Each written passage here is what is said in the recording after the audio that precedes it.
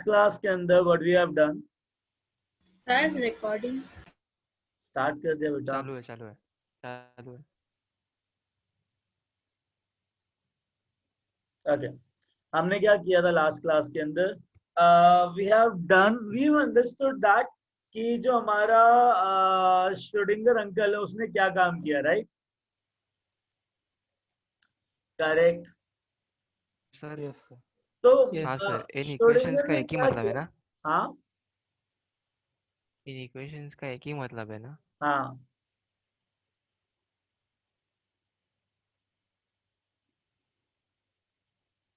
Irwin Schrodinger, right. अच्छा, उसके बाद क्या हुआ? कौन सी इक्वेशन थी? Dow two x by, sorry, dow two psi psi by dow x square plus dow two psi by dow y square plus dow two psi by dow z square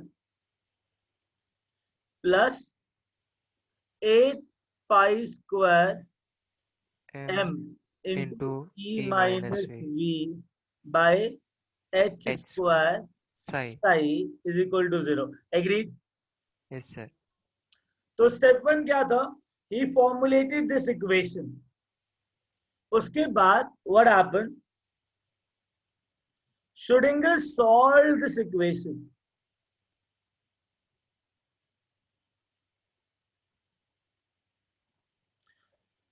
जब Schrodinger ने इस equation को solve किया ना, तो what he got various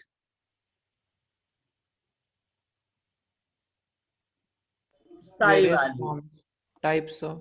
हाँ,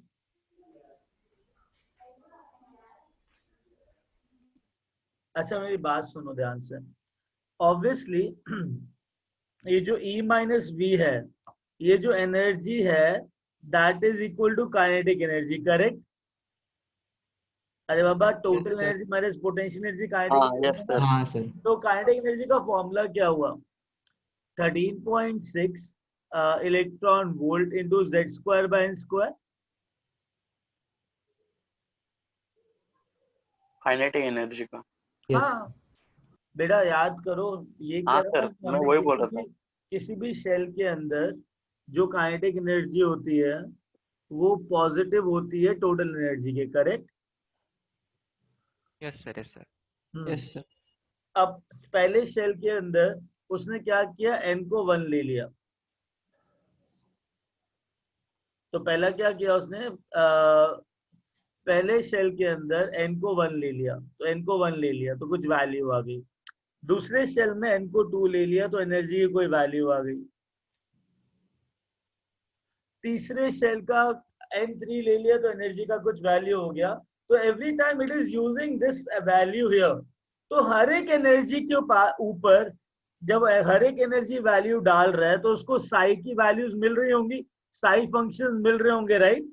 yes तो ऐसा होगा कि जब काइनेटिक एनर्जी 13.6 इलेक्ट्रॉन वोल्ट है तो साई कितने साई फंक्शंस आ रहे हैं, getting it? So what happened? he got various psi values, that means various psi function. What is psi function? Wave function, getting it? तो एनर्जी डालने के बाद जब सॉल्यूशन किया होगा उसका, तो उसके बाद बहुत सारे वेव फंक्शन आए होंगे, getting a point? Getting a point? अब सीन ये Yes है, sir. सीन क्या है? सीन बहुत इंपॉर्टेंट है इसके अंदर। सीन ये है कि जब जनरल सॉल्यूशन करते हो ना किसी भी चीज का, क्योंकि उसने एनर्जी की वैल्यू डाली और जनरली सॉल्व किया, correct? Correct. Yes sir. Now क्या हुआ? Schrodinger got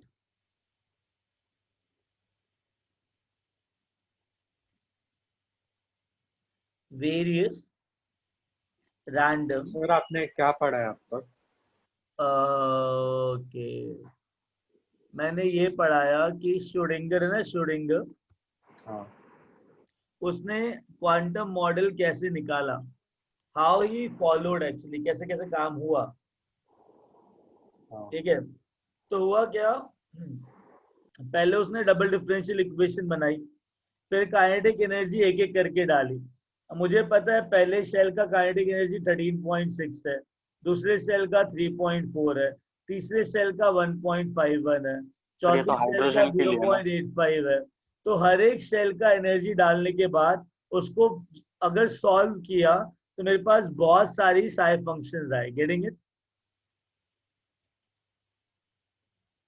getting it? Yes sir. हर एक साइ फंक्शन का जो रिप्रेजेंटेशन है ना, हर एक साइ फंक्शन एक अलग वेव फंक्शन को रिप्रेजेंट करता है। ठीक है, अब एक बात बताओ या आदित्य, मैंने कहा अगर इसकी एनर्जीज डाली बहुत सारी डिपेंडिंग ऑन श्रोडिंगर वाला, तो पहला एनर्जी डाला तो कुछ वेव फंक्शन आए, दूसरा एनर्जी डाला तो कोई और वेव फंक्शन आए। तो जब इसको वो सॉल्व कर रहा है तो उसके बाद बहुत सारे वेव फंक्शन आ रहे हैं और ये जनरल सॉल्यूशन है। अगर तुम किसी भी इक्वेशन का जनरल सॉल्यूशन निकालते तो जनरल सॉल्यूशन बहुत सारे आते हैं, हाँ या ना? Yes Yes, sir. sir. Sir वो सिमिलरली ब्रैकेट में क्या लिखा है आपने? Schrodinger got various random psi function। Schrodinger को बहुत सारे साइड फंक्शन मिले, बहुत सारे वेव फंक्शन मिले। ठीक है, नाउ अंडरस्टैंड वन थिंग, जो वेव फंक्शन उसको मिले तो सारे वेव फंक्शन इलेक्ट्रॉन फॉलो करे वो जरूरी नहीं था। ऑब्वियसली रैंडम सॉल्यूशन था तो रैंडम सॉल्यूशन मतलब जनरल सॉल्यूशन है। अब उन जनरल सॉल्यूशन में से उसको फिल्टर करना पड़ेगा ना कि कौन से वेव फंक्शन इलेक्ट्रॉन फॉलो करेगा, कौन से Yes, wave sir. Function electron follow नहीं करेगा। Correct? Yes. Yes. Now understand that what he did filtration. क्या किया उसने? फिल्ट्रेशन। जब फिल्ट्रेशन करेगा कोई ना कोई कंडीशन तो लगाएगा ना, है ना? Yes yes sir. Now understand, जो कंडीशन ऑफ फिल्ट्रेशन था, पहला कंडीशन था Sai should be continuous. Sir आप वापस बोलोगे? या मैं बोल देता हूँ कौन सी चीज वापस बोलनी थी। फिल्ट्रेशन क्यों किया? I function, various I function के बाद। अरे अच्छा पता चलना चाहिए ना कौन सा इलेक्ट्रॉन का है। देखो, एक चीज समझो, तुम ना भटक रहे हो, पहले समझ लो। उस मासूम आदमी ने ये double equation, double differential equation calculate करी, हाँ या ना? हाँ अब इक्वेशन कैलकुलेट करके फंस गया ना, अब सॉल्व तो हाँ। करना ही पड़ेगा। हाँ करेक्ट? वो तो है। हाँ वो तो है। उसने क्या किया, एनर्जी, बहुत सारी एनर्जी वैल्यूज डाल दी इसके अंदर। ठीक है, हर एक एनर्जी वैल्यू पे उसको वेव फंक्शन मिल रहे होंगे। करेक्ट? करेक्ट? देखो जब इसको सॉल्व Yes, करते sir. हो ना, जब इसको तुम सॉल्व करते हो ना, तो तुम्हें बहुत सारे वेव फंक्शन मिलते हैं। वेव फंक्शन किस टाइप के होते हैं अगर याद करो, एक वेव फंक्शन तो हमने देखा था a naught sine omega t plus minus k x. Correct? याद है? Yes Yes, sir. sir. That yes was a sir. Wave function, right? Sir इसको भी अगर ये सॉल्व करेगा ना तो बहुत सारे वेव फंक्शन आएंगे। अब ऑब्वियसली जब बहुत सारे वेव फंक्शन उसको मिले, जरूरी नहीं है कि जो जनरल वेव फंक्शन मिल रहे तो वो इलेक्ट्रॉन फॉलो करेगा। ये तो जनरल सॉल्यूशन निकाला ना उसने, सिर्फ एनर्जी की वैल्यू डाल के। अब मेरे पास बहुत सारे वेव फंक्शन आए, उसमें से कुछ वेव फंक्शन इलेक्ट्रॉन फॉलो करेगा और कुछ वेव फंक्शन इलेक्ट्रॉन फॉलो। नहीं करेगा। नहीं करे। तो जो यूजलेस वेव फंक्शंस है ना, जो इलेक्ट्रॉन फॉलो नहीं करता, तो मुझे उसको उठा के फेंकना पड़ेगा और और उसको मुझे यस कैसे सर। वही पता कि वेव वो फॉलो फंक्शन, नहीं करेंगे? हाँ क्योंकि वो फॉलो नहीं करेंगे। और मेरे को सर जब सर हाँ, उसको कैसे पता वो फॉलो करेंगे ही नहीं? अरे तभी तो मैं बोल रहा हूँ, तो कुछ कंडीशन होना चाहिए ना फिल्ट्रेशन का। अच्छा तो उसने वो कंडीशन हाँ तो ढूंढ ली या फिर वो चार कंडीशन थी? कंडीशन है, चार कंडीशन है। कौन कौन सा? Size should be continuous, size should have a single value,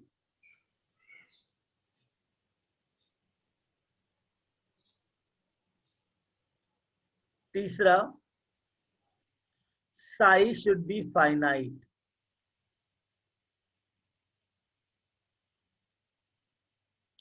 तो 4 फिल्टरिंग कंडीशन है, कौन कौन सी?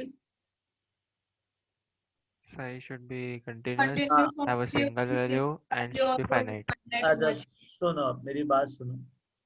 अगर सपोज करो पहली कंडीशन क्या थी, साइज शुड बी कॉन्टिन्यूस, ठीक है? Okay, now size should be continuous. Suppose करो ये रेडियस है एटम का और ये साई है, तुम इसको प्लॉट कर रहे हो, सोचना। तो तुम्हें पता लग रहा है कि यार ये इलेक्ट्रॉन है, इलेक्ट्रॉन है, इलेक्ट्रॉन है, सडनली इलेक्ट्रॉन गायब हो गया, फिर इलेक्ट्रॉन आ गया, ऐसा पॉसिबल है क्या? No. नहीं No, ना। sir. तो साइज शुड बी कॉन्टिन्यूस और discontinuous? Continuous. Continuous. Obviously, very good. तो ये वाला वेव फंक्शन फॉलो नहीं होगा। नहीं करेगा। Now second is size should have a single value.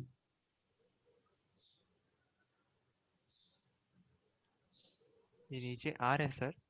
हाँ, आर रेडियस के लॉन्ग। सपोज करो रेडियस के लॉन्ग न्यूक्लियस से स्टार्ट करते हैं इलेक्ट्रॉन का वेव फंक्शन, ठीक है? तो पता लगा ये इलेक्ट्रॉन है, इलेक्ट्रॉन है, इलेक्ट्रॉन है, इलेक्ट्रॉन है, इलेक्ट्रॉन है, और सडनली कुछ वेव ऐसा हो गया, तो मतलब इस रेडियस पे एक इलेक्ट्रॉन है, इस रेडियस पे एक इलेक्ट्रॉन है, इस रेडियस पे एक इलेक्ट्रॉन है। इस रेडियस पे देखा जाए तो तुम्हें क्या मिलेगा? 2 है। दूसरा इलेक्ट्रॉन। मतलब बिल्कुल क्या नहीं हो हो गया? सकता ये। मतलब क्या हो गया कि एक इलेक्ट्रॉन दो में स्प्लिट हो गया, ऐसा पॉसिबल है क्या? बिल्कुल नहीं। No sir. बिल्कुल नहीं। Getting it? Yes. It's not possible. और ऐसा नहीं होना चाहिए कि अलग तरीके से समझ लो, ऐसा नहीं होना चाहिए इलेक्ट्रॉन मूव कर रहा है, मूव कर रहा है, मूव कर रहा है, एक ही इलेक्ट्रॉन साइमल्टेनियसली दोनों जगह पे पड़ा हुआ है, ऐसा पॉसिबल है क्या? नहीं। तो No. साई की हमेशा, साई की हमेशा कितनी वैल्यू होनी चाहिए? एक inch. Single single value. Radius पे सिंगल वैल्यू होनी चाहिए, इतना समझ में आया? Yes, हाँ. sir. Very good. अच्छा, कभी ऐसा हुआ कि जो साई है, रेडियस साई, अच्छा भला वेव फंक्शन चल रहा है, चल रहा है, चल रहा है, सडनली इंफिनिटी हो गया, पॉसिबल है क्या? No sir. नहीं। नहीं possible है. तो साई का जो वैल्यू है वो क्या होना चाहिए? Finite. Finite. Finite और अब continuous। अब तो मैक्सिमम सर, मैक्सिमम तो ए नॉट होता है ना साई का वैल्यू। हाँ, तभी तो इंफिनिटी नहीं हो सकता, राइट? अच्छा। ओके। ठीक है, ए नॉट से तो कम ही रहेगा ना। कॉन्टिन्यूअस मतलब बेटा बीच में गैप नहीं होना चाहिए कर्व के, ठीक है? तो इलेक्ट्रॉन है, इलेक्ट्रॉन है, स्मूथली इलेक्ट्रॉन जा रहा है, सडनली गायब हो गया, फिर आ गया, पॉसिबल नहीं है ना, राइट? Yes. प्लीज कह दो हाँ। हाँ sir. Yes, sir. Yes sir. Okay. Yes, sir. अरे fourth condition which is very important, right? Very very important, very important, right? You have to write this down. Sir. Sir. सिर्फ 3 ही condition है। Go to hell. सिर्फ 3 ही condition है। ये कैसे condition है? सिर्फ 3 ही है, चौथा है ही नहीं। अरे ये कंडीशन ना हम आगे समझ में आएगा, ठीक है? अभी नहीं बताऊंगा। जस्ट रिमेम्बर कि एक कंडीशन है जिसका नाम क्या है? Go to hell. go to hell. Go to hell. Right? तो हाँ, है, दिस ऐसा। Fourth condition, we will discuss that later on, right? Sir आप सेकंड वाला वापस रिपीट कर सकते थे, मेरा डिस्कनेक्ट हुआ था। हाँ बेटा, मैं कह रहा हूँ साई का सिंगल वैल्यू होना चाहिए, मतलब ऐसा नहीं होना चाहिए कि पर्टिकुलर साई वैल्यू है, सडनली ऐसा हो गया, मतलब एक पर्टिकुलर रेडियस पे इलेक्ट्रॉन था, फिर एक पर्टिकुलर रेडियस पे ये इलेक्ट्रॉन दो में स्प्लिट हो गया, पॉसिबल है क्या? No sir. हाँ, अरे वैसा फंक्शन आएगा भी कैसे? हाँ वही ना, until unless वो रजनीकांत की मूवी ना निकले, right? Right, come on. One bullet split into 2 or 3 depending on the number of enemies, right? Yes sir. ऐसा कुछ तो है ना क्वांटम मैकेनिक्स में कि एक electron can be at 2 places at once. See, at once it will be in one place, Devangi, right? come on, at one instant, it should be at one place, right? Yes. Yeah. Yes. इतना समझ में आया guys? Yes, sir. Yes. Yes, sir. Okay, now listen. जब उसने ये सारी condition लगाई, ठीक है, तो what he got? Suppose 100 wave function मिले उसको, तो 100 में से Yes, कुछ sir. ही, हाँ, तो 100 में से ना कुछ ही वेव फंक्शन ऐसे होंगे जो इलेक्ट्रॉन फॉलो करेगा, राइट? हाँ. तो Yes. एक बार psi function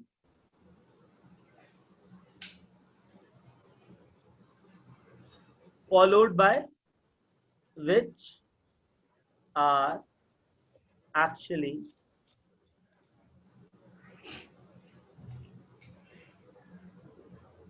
followed by electrons.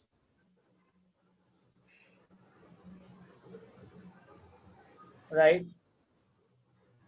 Right. Right. Okay.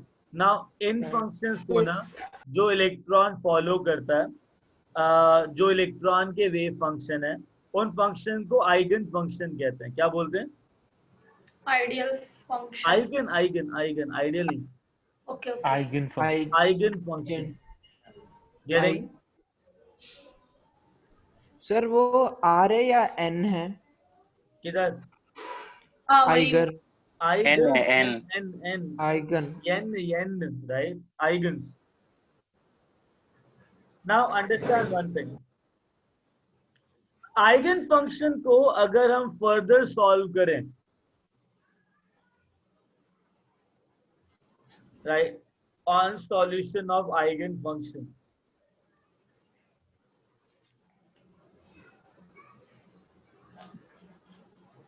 on solution of Eigen's function,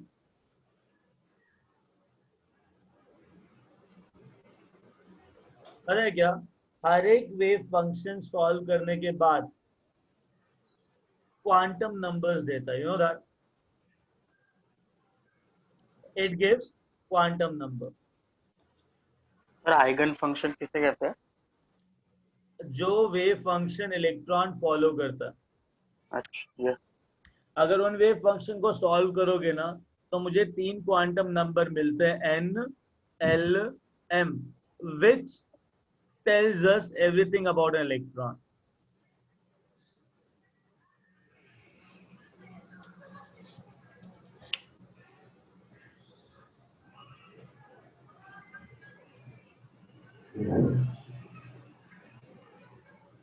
समझ में आया? Yes. sir. Great. Okay guys, आगे चलें. मतलब क्या है सर? क्या Tells everything about the electron. मतलब? एनर्जी, इलेक्ट्रॉन का एनर्जी, ऑर्बिटल का कैसा शेप होगा जिस जगह पे वो रहे. Yeah, वो principal quantum number, azimuthal quantum number. हाँ. 4 क्वांटम नंबर होते हैं, बट इसके सॉल्यूशन से कितने क्वांटम नंबर आते हैं?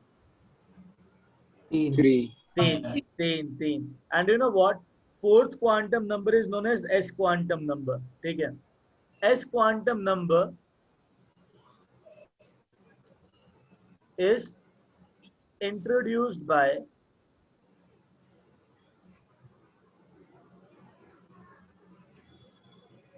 Schrödinger himself,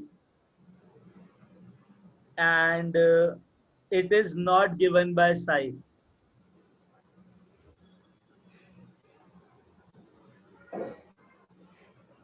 Getting it?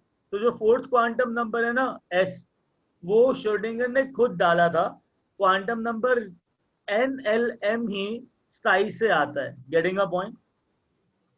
इसलिए गो टू हेल लिखा था. हाँ. क्या? तो गो टू हेल किस लिए लिखा था? अरे गो टू हेल तो फिल्ट्रेशन का है ना. हाँ. Yes sir.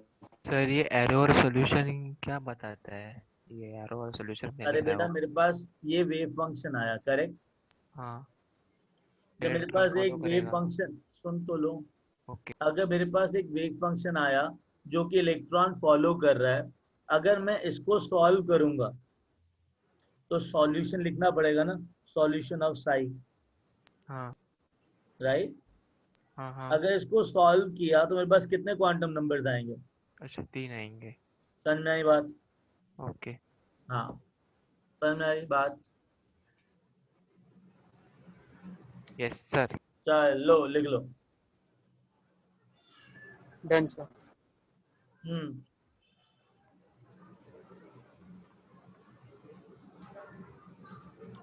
Spin quantum number beta is S. Oh, okay, Saloni. It took me nearly 30 seconds to understand this. Yeah.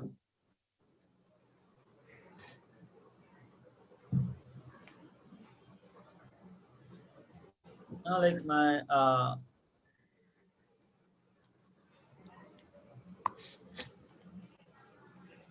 okay, guys. Mohit, I tell you, quantum number एक ऐसी चीज होती है जो इलेक्ट्रॉन का इंफॉर्मेशन दे देती है, ठीक है?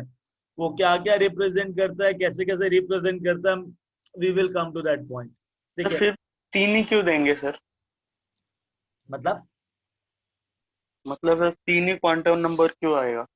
देखो, चौथा क्वांटम नंबर साई के सॉल्यूशन से नहीं आता है। साई क्या है? जो वेव फंक्शन श्रोडिंगर ने बनाया था, राइट? Yes sir. अब जब उसको सॉल्व करके उसको सिर्फ NLM मिल रहा है, ठीक है, जो कि सब कुछ बता रहा है इलेक्ट्रॉन के बारे में, तब उसने एक और चीज सुनी, देखी कि यार कुछ एक ऐसी पर्टिकुलर चीज है जो भी मिसिंग है। तो उसने वो खुद ही निकाला कि हाँ चलो, एक क्वांटम नंबर S भी होना चाहिए, ठीक है? S का मतलब होता है स्पिन क्वांटम नंबर, जो इलेक्ट्रॉन का स्पिन बताता है, ठीक है? अब वो कैसे करता है, क्या नहीं करता, अभी हम करेंगे। पहले इतना जितना अभी तक किया समझ में आया? और एस क्या हाँ बता? Sir. Spin spin spin spin, okay. या कि क्लॉकवाइज घूमेगा इलेक्ट्रॉन के एंटी क्लॉकवाइज घूमेगा इलेक्ट्रॉन, ठीक है? मतलब मतलब स्पिन नंबर ये बताता है कि इलेक्ट्रॉन किस डायरेक्शन में मूव करता है। हाँ, किस डायरेक्शन में नहीं, किस डायरेक्शन में स्पिन करता है। मूव तो वो कैसे भी कर सकता है, स्पिन पता ना स्पिन। देखो, अर्थ के दो अच्छा। Yes forces sir. हैं, एक रेवोल्यूशन है और एक रोटेशन है, राइट? रोटेशन। यस। मैं रोटेशन की बात कर रहा हूँ। स्पिन क्या बताता? Rotation. Spin along is axis rotate जो करता है स्पीसीज, राइट? उसे सर स्पिन जरा क्वांटम नंबर कहते हैं, ठीक है? एनीवेज, क्वांटम नंबर एक टॉपिक आने वाला है थोड़ी देर में, जिसको हम ढंग से करेंगे। अभी इतना समझ लो। Getting it? Yes sir. Very good. Now listen. हाँ, चलो उसके बाद conversion of Cartesian coordinates into polar coordinates.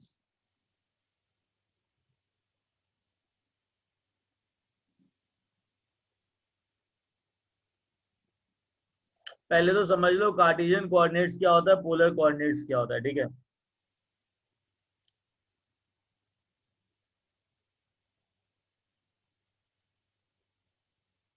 Hmm.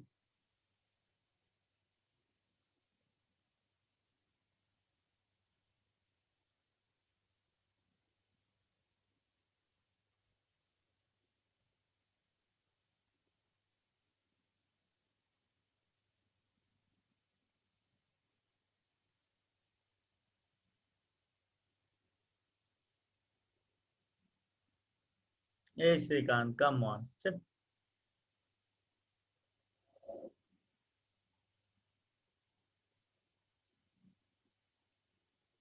Okay, this is x-axis, this is z-axis, and this is y-axis. So you know that no, x, y, z जो होता है, that is actually Cartesian coordinates, right? या चलो अब मैं एक काम करता हूँ। मुझे एक चीज पता है, जो साई है ना, साई वो है फंक्शन किसका?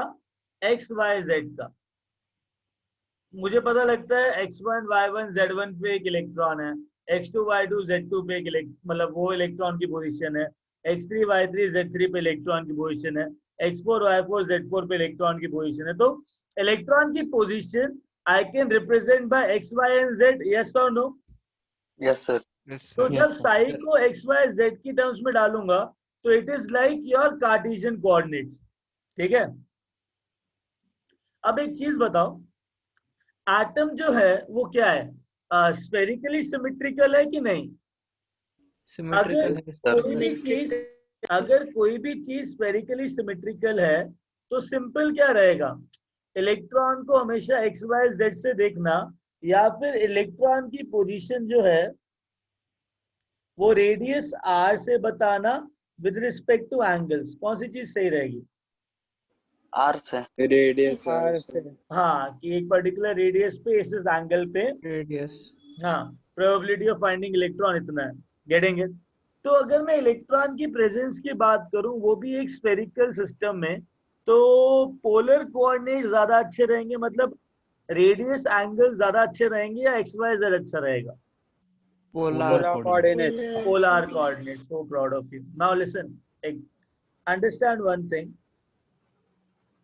ये एक पोजीशन है इलेक्ट्रॉन का, गेटिंग इट? लेट्स से ये जो कोऑर्डिनेट्स है इलेक्ट्रॉन के, दैट इज एक्स वाई और जेड, ये कार्टेशियन है कि पोलर है? कार्टेशियन। कार्टेशियन। अब मैंने क्या किया, मैंने इस कार्टेशियन को पोलर की फॉर्म में लिखा। पहले मैंने इस न्यूक्लियस से, जो ओरिजिन था, ओरिजिन इज न्यूक्लियस, एक रेडियस वेक्टर बनाया from origin to that particular point, ठीक है? So I got a particular radius vector इस पर्टिकुलर इलेक्ट्रॉन के लिए, तो I got this is as r. कोई डाउट? No. No sir. अच्छा, ये जो आर है ना, it is making an angle of theta with z axis. कोई issue? No, No. sir. No sir. No issue. चलो ठीक है। जो रेडियल वेक्टर है वो हमारा जेड एक्सिस के साथ एक थीटा एंगल बना रहा है, करेक्ट? अब रेडियल पार्ट का एक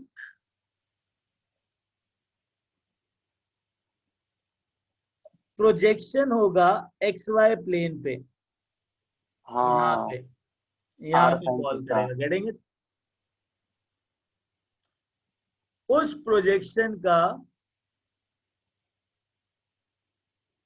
इधर जो प्रोजेक्शन आ रहा है, ये जो प्रोजेक्शन है वो एक्स एक्सिस के साथ पाई एंगल बना रहा है। क्या बना रहा है? 5. सर ये क्या सर, क्या क्या आपने क्या किया प्रोजेक्शन? मैंने, हाँ मैं बताता हूँ मैंने क्या किया। तुम एक क्यूबिकल कमरे में बैठे हो, हाँ सर। उस कमरे का ना नीचे कोई भी कोना पकड़ लो, नहीं बैठना नहीं है, कोई भी कोने को देखो, देखा। देख रहे हो? हाँ सेंटर पे ना एक पॉइंट अज्यूम करो। किया।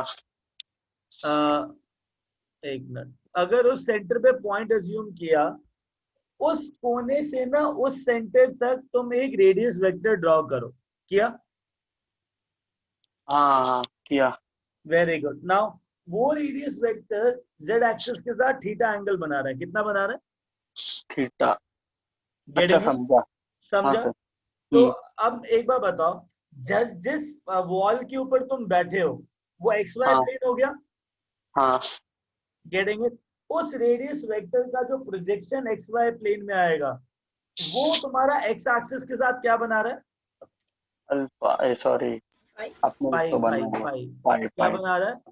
पाई। नाउ अंडरस्टैंड दैट, तुम लोग यहाँ तुम लोग ने क्या देखा? एक कोना देखा, सेंटर पे तुमने एक रेडियस पोजीशन बनाया इलेक्ट्रॉन का, ये रेडियस वेक्टर z के साथ कितना एंगल बना रहा है? थीटा। तो z क्या हो जाएगा? अगर ये r है तो what should be the z? R cos theta। Very good, it will be r cos theta. इतना सबको समझ में आया? Yes sir. हाँ। अगर Yes. ये r cos थीटा हुआ एक्स आर साइन थीटा होगा। तुम तो जाओ, समझ तो लो, बहुत इंपॉर्टेंट है। तो अगर ये आर कॉस थीटा हुआ तो इसका 90 डिग्री क्या होगा? यही होगा एक्स वाई प्लेन पे। हाँ वेरी गुड। तो ये क्या हो जाएगा?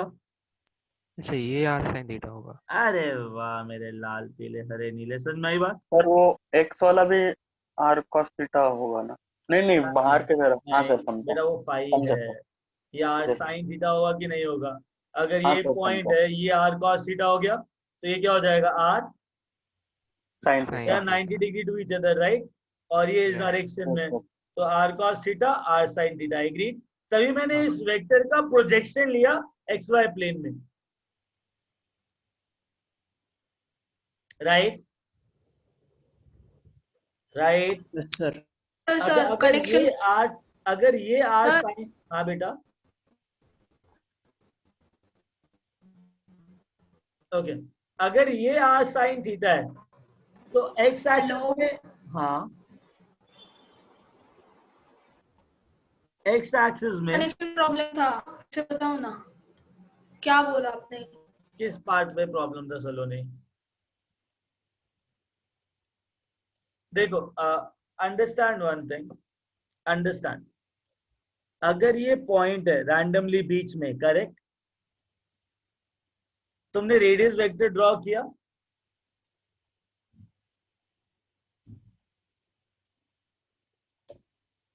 अरे हाँ या ना?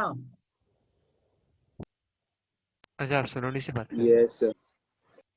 सलोनी, सेंटर पे तुमने एक पॉइंट हाँ अज्यूम किया, सर सेंटर पे एक पॉइंट अज्यूम किया, रेडियस वेक्टर बनाया, हाँ वेरी गुड। अब एक काम करो, वो radius vector height of room के साथ थीटा बना रहा है, कितना बना रहा है? थीटा। Very good. तो z क्या हो जाएगा? R cos theta. हाँ वो समझा। और तो एक्स वाई प्लेन में जो कंपोनेंट आएगा वो क्या आएगा? फाइव। नहीं नहीं नहीं नहीं नहीं, कंपोनेंट मतलब प्रोजेक्शन। अगर रेडियस जो है वो बीच में दिखा रहा है एक पॉइंट को, अगर z आर कॉस थीटा हो गया तो उसका प्रोजेक्शन एक्स वाई प्लेन में पड़ेगा ना? कहाँ गई सलोनी बेटा? Devangi, you understood that? Yes sir. Nutan समझ में आया इतना? Yes sir. सर ये प्रोजेक्शन नहीं समझा, क्या ही समझा? वो प्रोजेक्शन एक्स वाई प्लेन में। Okay, one second one second one second one second, इसको किस तरीके से समझाया जाए, रुको।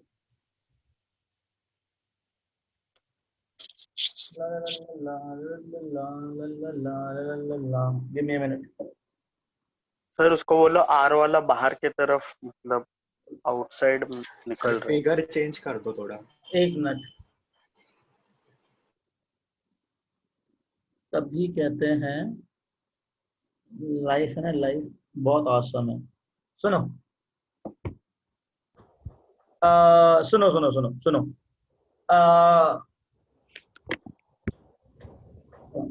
ध्यान से, राइट? मैंने क्या किया, ये वाला कोना, राइट, ये वाला कोना मैंने ओरिजिन मान लिया, यहाँ पे जो है, Yes, sir. राइट? ये z एक्सिस है, कैसे दिख रहा है तुमको? दिख भी नहीं रहा होगा, राइट? हाँ सर सुनो, आपका वीडियो पिन Yes. करना पड़ेगा। कैन यू सुनो, ट्रांसपोर्ट ये z है, हाँ ठीक है? ये x है ओके। और ये y है,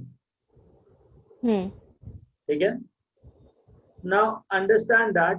तो ये और ये एक 3 डायमेंशन सरफेस है, तो ये मैंने लाइन मान ली है वाली, तुम भी मान लो, ठीक है?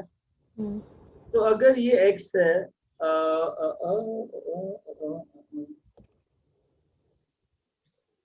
sometimes you need lot of things badly, right?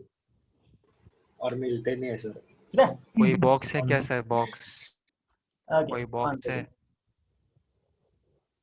ये हो गया तुम्हारा एक्स वाई, गेटिंग इट? हाँ एंड ये ये z. क्या है सर? अंडरस्टूड? ये पॉइंट ओरिजिन हो गया. हाँ ये एक रेडियस वेक्टर है ऐसा इस साइड. हाँ हाँ सर. अब z एक्सिस पे हो गया r cos थीटा. हाँ अगर ये r cos थीटा यहाँ हो गया तो इसका प्रोजेक्शन xy प्लेन में पड़ेगा r sin थीटा. अगर ये r है ओके. और ये z है हाँ. और ये थीटा है तो this is r cos theta और ये हो जाएगा r sin थीटा. एग्री? और मेरे को नहीं दिख रहा, वापस समझाओ ना. मैं नहीं दिख रहा. अरे सर का वीडियो पिन वीडियो वीडियो हाँ अभी दिखे, अभी दिखे. हाँ दिखे. This is z, right? Yes sir. ये मैंने बीच में पॉइंट लिया, बीच में कहीं भी रैंडम पॉइंट, जैसे रेडियस वेक्टर हो गया. It was z, this is radius vector. ठीक है, ये रेडियस वेक्टर है. हाँ. ये z एक्सिस है और ये x y है. Getting it? यस. ये रेडियस वेक्टर और z के बीच में थीटा डिग्री है. कितना है? थीटा. तो ये जो हो गया along z, r cos theta हो जाएगा. हाँ. ये जो रेडियस वेक्टर है along z r cos theta होगा. Yes sir. और अलोंग xy प्लेन क्या होगा? r sin. R sin theta. ये r sin theta x axis के साथ फाई एंगल बना रहा है. कितना बना रहा है? Phi. Pi angle. r sin theta cos phi हाँ सर. और ये हो जाएगा r sin theta sin phi. Theta cos. या सही, बराबर वही बात. बराबर. ये z Vectors, एक्सिस, vectors.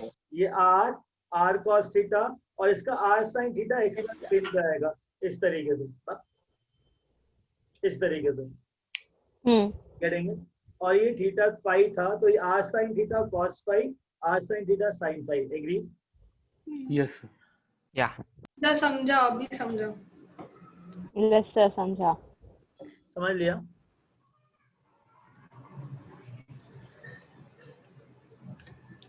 क्या? समझा.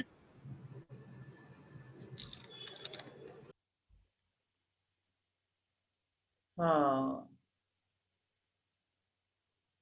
Sir.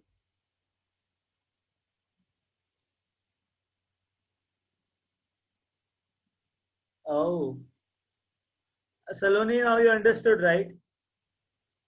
Yes. Great. Now listen. Sir वही ना वेक्टर के कंपोनेंट कर दिए.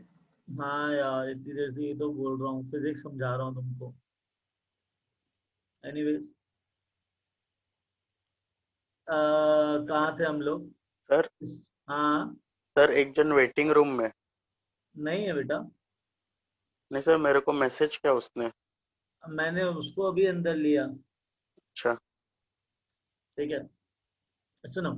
ये हो गया तुम्हारा r cos थीटा और ये हो गया r sin थीटा. करेक्ट? अब इसका कंपोनेंट अलोंग x एक्सिस कितना जाएगा? r sin theta cos phi. r sin theta cos phi. और y कंपोनेंट क्या जाएगा? r sin theta sin phi. sin phi. Now logically ये है कि मैं z, x और y को रेडियस के टर्म में और थीटा फाई की टर्म्स में पुट कर सकता हूं. Getting it? तो जो साई था वो जो फंक्शन था x, y, z का, अब मैं साई को as a function of radius, as a function of theta और as a function of phi लिख सकता हूं. Yes sir. Yes. Because I know how to convert Cartesian coordinates into polar. polar coordinates. Now understand. अब जो चीजें बोल रहा हूँ ना वो बहुत कम, मतलब बेसिकली बुक्स में लिखी नहीं है, but yeah, you should know that. Listen now, guys. इस पार्ट को रेडियल पार्ट कहते हैं. क्या बोलते हैं? Radial part of side. और ये जो पार्ट है इसको क्या बोलते हैं? Angular part of side. ठीक है? जो साई है ना वो रेडियस पे भी डिपेंड करता है और एंगल से भी डिपेंड करता है। इतना समझ में आया? कह दो हाँ। वो दोनों को Yes, एंगुलर sir. बोलते हैं। अरे पहले बोलो ना। हाँ हाँ, दोनों को जी दोनों हाँ, को जी हाँ। एंगुलर पार्ट कहते हैं। ठीक है, हाँ, अब मेरी बात सुनना। साई को ना मैं ऐसे भी लिख सकता हूँ, आर की पावर आर, अल्फा की alpha theta and beta phi. That is, r is a function of r, alpha is a function of theta, beta is a function of phi. तो f की जगह ना मैं कैपिटल r और alpha और beta भी use कर सकता हूँ, ऐसे यूज कर सकता हूँ। There is no difference between f और कैपिटल r. Getting it? अरे बाबा, Yes, sir. फंक्शन की सिंबल की जगह मैंने कैपिटल r लिख दिया। मैंने कहा मतलब वो भी capital एक R is टाइप a का function function. of r, capital theta, so capital alpha is a function of theta and beta is a function of alpha, sorry, phi. लिख सकते हैं ऐसा? Alpha is a function of Yes. theta and beta is a function of phi. तो ये radial part हो गया और ये कौन सा पार्ट हो गया? एंगुलर। Angular part. तो अंडरस्टैंड, रेडियल पार्ट ना तुम्हारे दो क्वांटम नंबर्स पे डिपेंड करता है। It depends on n quantum number और l क्वांटम नंबर। जो एंगुलर पार्ट है ना वो भी थीटा वाला, angular part of theta is depending on two quantum numbers namely l and m। और जो बीटा वाला क्वांटम नंबर है ना वो भी सॉरी बीटा वाला जो फंक्शन है ना it depends on only one quantum number m। Understood? और ये पार्ट बहुत इंपॉर्टेंट है, ये कहीं नहीं दे रखा है except 2 or 3 foreign authors book. कि radial part is a function of n and l, alpha is a function of l and m and beta is a function of m. Getting it? हाँ, तो अब ओम मैंने कहा कि जो radial part है ना, जो रेडियस वाला पार्ट है, it depends on two quantum number n and l। Alpha दो क्वांटम नंबर पे डिपेंड करता है, थीटा वाला जो फंक्शन है that is l and m, और फाई वाला फंक्शन सिर्फ m पे डिपेंड करता है। और Getting it? ये सिर्फ डिपेंडेंसी बता रहा हूँ मैं। सर आपने अभी क्या बोला? बेटा मैंने बोला कि जो रेडियल पार्ट है ना वो n क्वांटम नंबर और l क्वांटम नंबर पे डिपेंड करता है। जो अल्फा वाला फंक्शन है, जो थीटा वाला फंक्शन है, वो l और m पे डिपेंड करता है, और जो फंक्शन फाई वाला है ना वो डिपेंड करता है m पे। Getting it? Yes sir. बस ये बोला।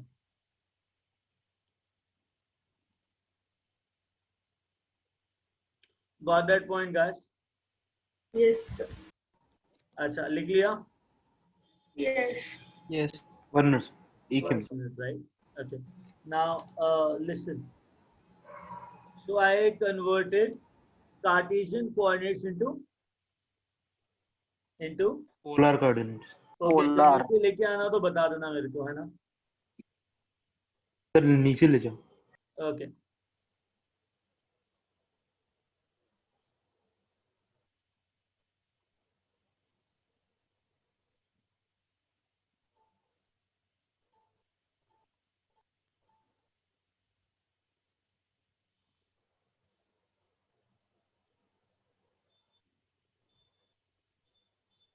सर वो आपने m के बाद लास्ट में क्या लिखा है?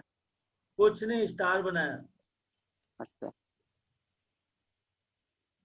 This is very important, I said.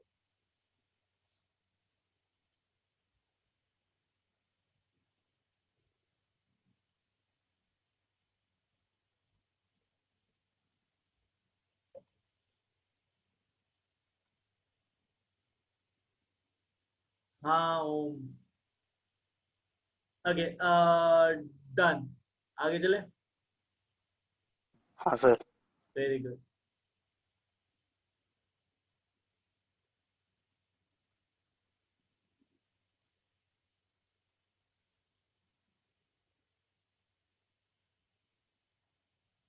Aditya क्या कर रहा है? Okay, listen now.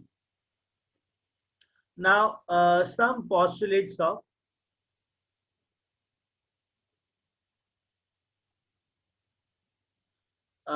quantum model. What are the postulates of quantum model? Like what exactly happened, right?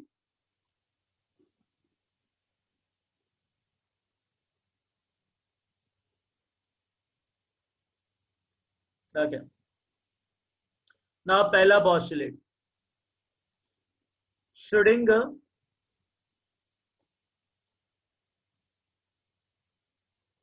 formulated a double differential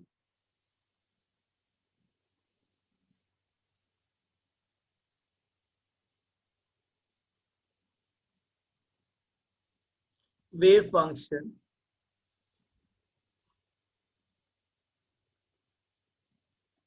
for electron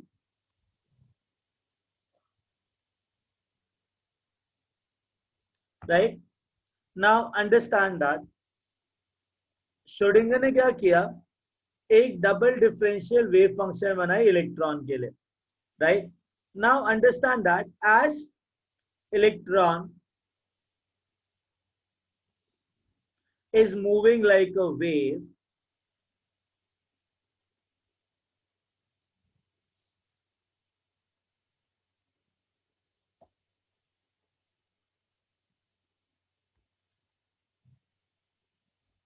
as electron is moving like a wave, its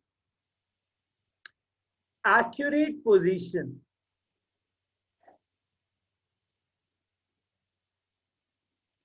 and momentum cannot be calculated.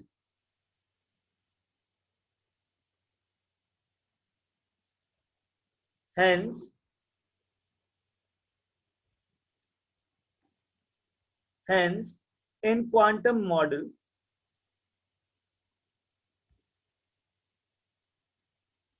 we will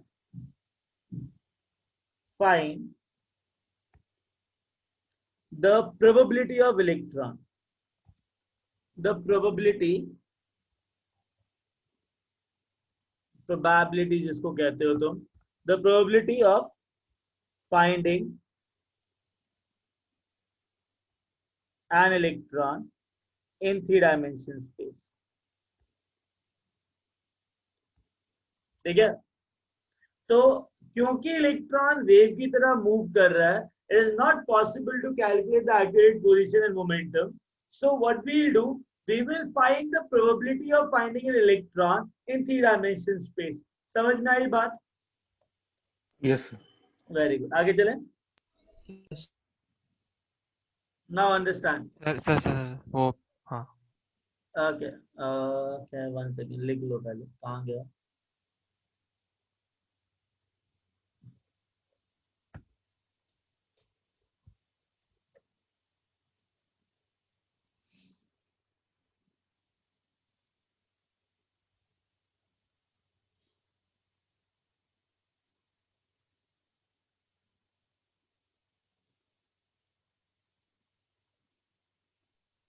sir electron matter है तो उसका हम लोग momentum तो निकाल सकते हैं ना. हाँ.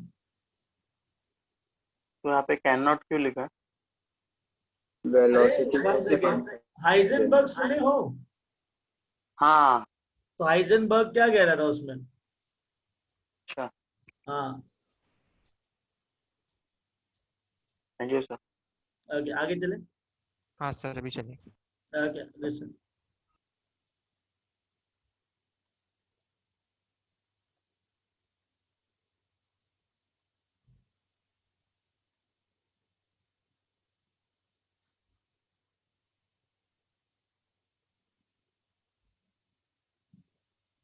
Okay guys, listen to it carefully. ठीक है.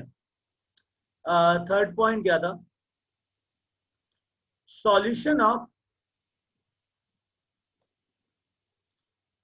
Double differential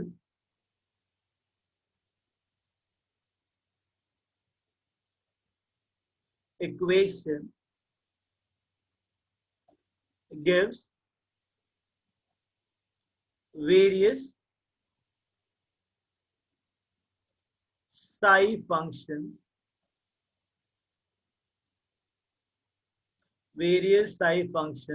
which are known as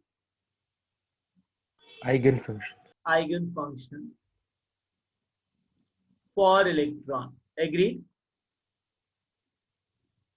Yes, sir. Very good. Now understand one thing. Psi. Now understand that psi, which is like wave function of an electron.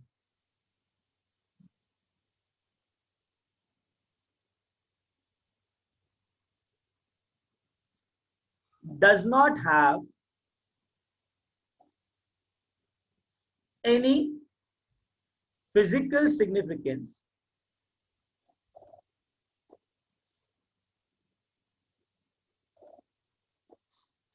what does it mean? That is, अच्छा इसका मतलब क्या हो गया? साई का मतलब कोई भी फिजिकल सिग्निफिकेंस नहीं है. इसका मतलब क्या है? मतलब वो एक फिजिकल स्टेट में नहीं है, वो सिर्फ एक थियरी है. देखो उससे नहीं नहीं नहीं नहीं नहीं फिजिकल नहीं मतलब मोमेंटम वगैरह नहीं बता नहीं सकते. नहीं नहीं नहीं नहीं नहीं नहीं और कुछ? There is no proof कि electron exist करता है. Listen, अगर मैं एक चीज बोलूं there is no physical significance. Physical significance मतलब मैं यहाँ पे नहीं कुर्सी पे बैठा हूँ तो मैं इधर बैठा हूँ ना फिजिकली, राइट? तो ये मेरी पोजीशन बता रहा है. ठीक है, I am sitting on a particular chair right now. Now understand that Sai does not having any physical significance. मतलब वो फिजिकली इलेक्ट्रॉन के बारे में नहीं बताएगा, मतलब वो इलेक्ट्रॉन की प्रोबेबिलिटी नहीं देगा. It does not give me the probability of finding the electron in 3-dimensional space. ये मुझे फिजिकली ये नहीं बताएगा कि इस जगह पे कितनी प्रोबेबिलिटी है इलेक्ट्रॉन को फाइंड करने की. Getting my point? That is meant by physical significance. मेरी बात समझ में आ रही है? फिजिकली मुझे ये नहीं बताएगा कि न्यूक्लियस के अराउंड यहाँ पर कितनी प्रोबेबिलिटी है इलेक्ट्रॉन को फाइंड आउट करने की. So physically it will not tell me anything. Understood? So wave function of electron does not have any physical significance. That is, it will not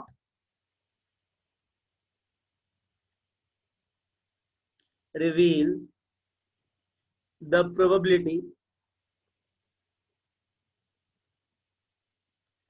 of finding an electron.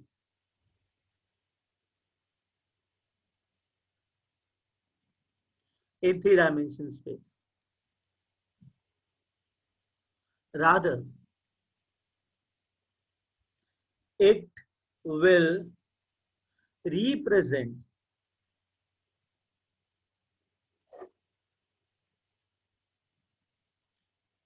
the energy of an electron. Getting it? मतलब खुद सोचो, साई एक particular electron के लिए उसका physically ये नहीं बता रहा कि कहां पर इलेक्ट्रॉन है, बट इलेक्ट्रॉन का एनर्जी दे रहा है. Getting it? अरे गेटिंग इट? मेरी बात समझना एक चीज ध्यान से. ठीक है, अभी what I am doing here, I am giving you just एक चीज समझा रहा हूँ कि होता क्या है, उसको थोड़ा ध्यान से सुनना. अरे क्या हुआ सर? आप फिजिकल सिग्निफिकेंस बता रहे थे तब मैं डिस्कनेक्ट हो गया था. अच्छा बेटा, अच्छा सुनो, बताता हूँ तुमको, उसको ही बताता हूँ. सुनो गाइस, स्क्रीन दिख रही है? हाँ. कुछ येलो येलो दिख रहा है, बीच में ग्रीन हो गया, कुछ दिख रहा है? ग्रीन दिख रहा है. ग्रीन अब येलो दिखा? हाँ. वेरी गुड, मतलब सब दिख रहा है तुमको, करेक्ट? हाँ. Yes sir. अच्छा सुनो, ये न्यूक्लियस है. क्या ये न्यूक्लियस? अब मैं बता रहा हूँ कि होता क्या है. ठीक है, श्रोडिंगर ने क्या किया? श्रोडिंगर ने जब अपना मॉडल निकाला ना इलेक्ट्रॉन, मतलब उसका, किसका? एटम का. तो बोहर ने क्या किया था? बोहर ने बोला था कि शेल नंबर होते हैं, पहला शेल, फिर दूसरा शेल, फिर लाइक तीसरा शेल. करेक्ट? अगर मैं श्रोडिंगर की बात करूं तो श्रोडिंगर ने भी यही बोला कि पहला शेल होता है, दूसरा शेल होता है और तीसरा शेल होता है. शेल्स होते हैं, ठीक है। बट श्रोडिंगर ने कहा कि एक पर्टिकुलर शेल के अंदर सब शेल्स होते हैं। Getting it? तो पहले शेल के अंदर एक सब शेल है, दूसरे शेल के अंदर 2 सब शेल होते हैं। 1 सेकेंड। दूसरे शेल के अंदर 2 सब शेल होंगे, पहला एंड देन दूसरा। Getting it? तीसरे शेल के अंदर 3 सब शेल होंगे। तो उसने कहा कि शेल तो होता ही है, बट साथ में क्या होता है? सब शेल। सब शेल होता है। अंडरस्टूड? तो यहाँ पे भी 3 सब शेल होगा जो मैं बना नहीं पा रहा हूँ, ठीक है। बट एनीवेज, पहला, दूसरा, तीसरा, कितने सब शेल हो गए? 3। अब हर एक सब शेल के अंदर ना ऑर्बिटल्स होते हैं। क्या होते हैं? ऑर्बिटल। हाँ, ऑर्बिटल्स होते हैं। तो श्रीकांत, हर एक सबशेल के अंदर ऑर्बिटल्स होते हैं, और उन ऑर्बिटल्स के अंदर, ये ऑर्बिटल है रेड वाला, गेटिंग इट? ये सबशेल के अंदर ऑर्बिटल है, ये ऑर्बिटल है। इन ऑर्बिटल्स के अंदर इलेक्ट्रॉन एग्जिस्ट करता है। Understood? Understood? Yes sir. Sir वापस समझाओ। रुक जा, समझाता हूँ। तो सबशेल और ऑर्बिटल में समझाता हूँ। ऑर्बिटल नहीं समझ आया। एक शेल है, ठीक है। Yes sir. Now understand that I have a shell. तो ये मैग्नीफाइड है, क्या कह रहा है बेटा? ये मैग्नीफाइड व्यू है। हाँ, ये एक सेल है। अब एक सेल के अंदर ना क्या होता है? सब शेल्स होते हैं। क्या होते हैं? सब शेल्स होते हैं। तो आई ड्रॉ अ सब shell now. Let's say I drew a सब शेल। तो शेल के अंदर सब शेल हो गया, ठीक है। अब सब शेल के अंदर ऑर्बिटल्स होते हैं, ठीक है। तो शेल के अंदर सब शेल के अंदर ऑर्बिटल, ऐसा होता है। सब शेल एंड सब शेल के अंदर ऑर्बिटल होता है। Getting it? और ऑर्बिटल के अंदर इलेक्ट्रॉन्स होते हैं। अंडरस्टूड? हाँ, तो एटम के अंदर बहुत सारे शेल्स होते हैं। हर एक शेल के अंदर क्या होगा? बहुत सारे सब शेल। बहुत सारे सब शेल्स के अंदर बहुत सारे ऑर्बिटल। और ऑर्बिटल्स के अंदर इलेक्ट्रॉन होता है, ठीक है। यस। अब एक बात बताओ, ये न्यूक्लियस है, राइट? हाँ, तो एक ढंग से समझना, ऑर्बिटल मैंने व्हाइट वाला ड्रॉ कर दिया, यहाँ पे इलेक्ट्रॉन एग्जिस्ट कर रहे हैं, ठीक है। अभी सुनना, क्या तुमको एटम के अंदर शेल दिखेगा क्या? नहीं। Very good. मतलब ऐसा तो है नहीं ना कि एटम के अंदर एक सीमेंट से सड़क बना रखी है और उसमें बोला हुआ भैया ये शेल हो गया, ऐसा तो नहीं है ना। नहीं। ये सिर्फ 3 डायमेंशनल एक स्पेस है जो एनर्जी रिप्रेजेंट करता है, करेक्ट? यस। अब शेल के अंदर बहुत सारे सब शेल्स हैं, तो सब शेल भी नहीं दिखेंगे हमको, बिकॉज उसमें क्या कहते हैं, कोई रोड टाइप चीज तो बनी नहीं है और कोई बाउंड्री तो है नहीं, करेक्ट? यस। बट ऑर्बिटल दिखेंगे कि नहीं दिखेंगे? Because orbitals are the 3 dimension space occupied by electron. So what do you mean by orbital? Orbital is nothing but the space in which electron is moving. Agreed? तो मतलब ये sir ऐसा रहेगा, first shell के अंदर एक ही सब shell रहेगा? क्या क्या? नहीं नहीं बेटा, ये सिर्फ दिखाने के लिए लिखा है। अगर बहुत सारे डाल रहा था तो परेशानी थी ना। पहले क्या लिखा मैंने? सबशेल का काम क्या होता है यार एक बात बताओ, एक सेल है, ठीक है, ठीक है। सपोज करो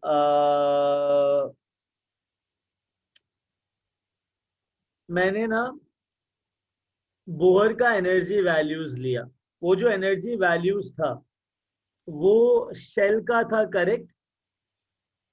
यस सर। अगर मैं ना इक्वेशन सॉल्व करता हूँ, double differential wave equation solve करता हूँ, तो अगर मैं पहले शेल की एनर्जी डालता हूँ ना, तो मेरे पास सिर्फ एक साई आता है। Getting my point? कितने साई फंक्शन आते हैं? एक। तो मतलब पहले शेल के अंदर सिर्फ एक ही एनर्जी अवेलेबल है, तो मतलब एक सब शेल है। सब शेल बताता है इलेक्ट्रॉन की एनर्जी कितनी होनी चाहिए। Getting it? Yes sir. Very good. अगर मैं दूसरे शेल की एनर्जी डालता हूँ तो दूसरे शेल के अंदर ना साई मेरे को 4 सॉल्यूशन देता है। कितने देता है? 4 सॉल्यूशन। 4 सॉल्यूशन, जो कि 2 सब शेल रिप्रेजेंट करते हैं। वो कैसे करेंगे क्या नहीं करेंगे वो भी पता लग जाएगा, बट इतना समझ लो कि शेल्स के अंदर सब शेल्स होते हैं, सब शेल के अंदर ऑर्बिटल। और ऑर्बिटल्स एक ऐसी रीजन होता है जहां पे इलेक्ट्रॉन की प्रोबेबिलिटी बहुत ज्यादा होती है, right? Yes sir. Yes sir. Devangi and shell number बताता है, n is equal to shell number. Getting it? Yes sir. अच्छा, अब मेरी बात सुनो। अगर इतना समझ में आ गया तुमको कि ये है, गिव मी अ मिनट, या now what is the significance of Sai? जो वेव फंक्शन है ना उसका कोई भी फिजिकल सिग्निफिकेंस नहीं है। वो क्या देता है? सिर्फ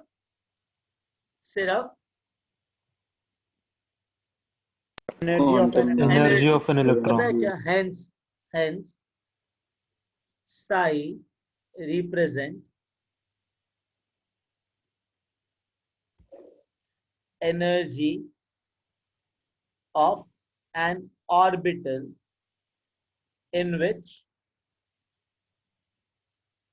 electron is present. Understood?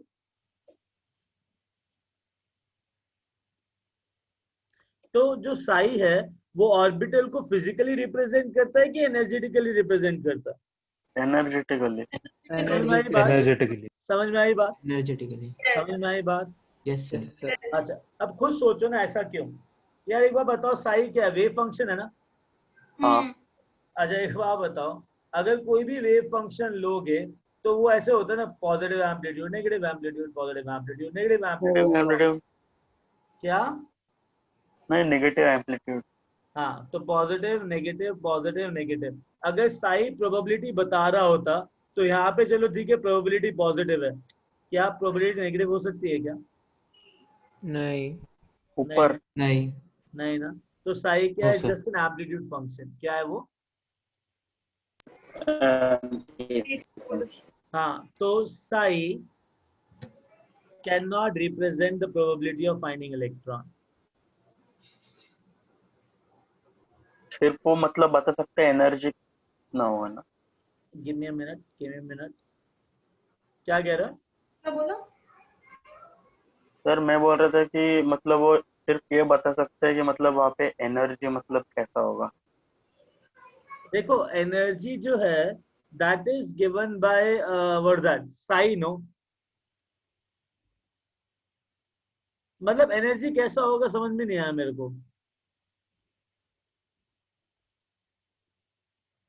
Sir मतलब पॉजिटिव होगा या नेगेटिव आयुष होगा? आयुष आयुष एक बात बता, एक बात हाँ बता। सर। समझना इस चीज को, ठीक है? हाँ। मैं फिजिकल ग्राफ में एनर्जी रिप्रेजेंट कर सकता हूँ क्या? नहीं। नहीं ना। तो अगर एनर्जी आई है ऑब्वियसली, अगर न्यूक्लियस से इलेक्ट्रॉन अट्रैक्ट हो रहा है तो नेट एनर्जी नेगेटिव होगी कि पॉजिटिव होगी? जहां पे भी अट्रैक्शन होता है तो एनर्जी क्या होती है? रिलीज होती है, गेन होती है? रिलीज। हाँ, तो जब जितने भी साई फंक्शंस होंगे जिसके अंदर इलेक्ट्रॉन है तो इलेक्ट्रॉन की एनर्जी कभी भी नेगेटिव होगी क्या उसके अंदर? नहीं। अंडरस्टैंड? अच्छा हाँ सर। तो सॉरी, कभी भी पॉजिटिव होगी क्या? हमेशा क्या होगी? नेगेटिव। अंडरस्टैंड? हाँ सर। चलो great. Now psi cannot represent the probability of finding an electron because psi is negative also. तुमको पता है क्या इमेजिनरी फंक्शन क्या होता है?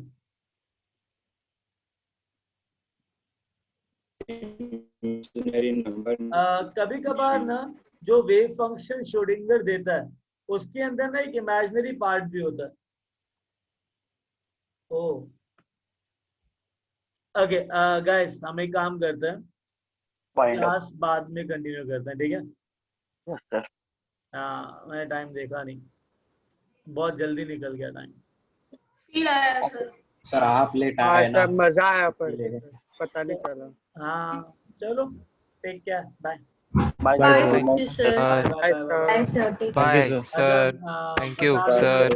जो भी आए फैकल्टी उनको बोलो ना 10 मिनट का ब्रेक देने के लिए, ठीक है? ओके सर, हाँ कुछ नहीं सर। बोलना। नहीं sir, okay sir, bye sir. अरे Yes, sir, I am there. उनको 10 मिनट का ब्रेक दे देते हो sir. Sure, okay, bye bye bye.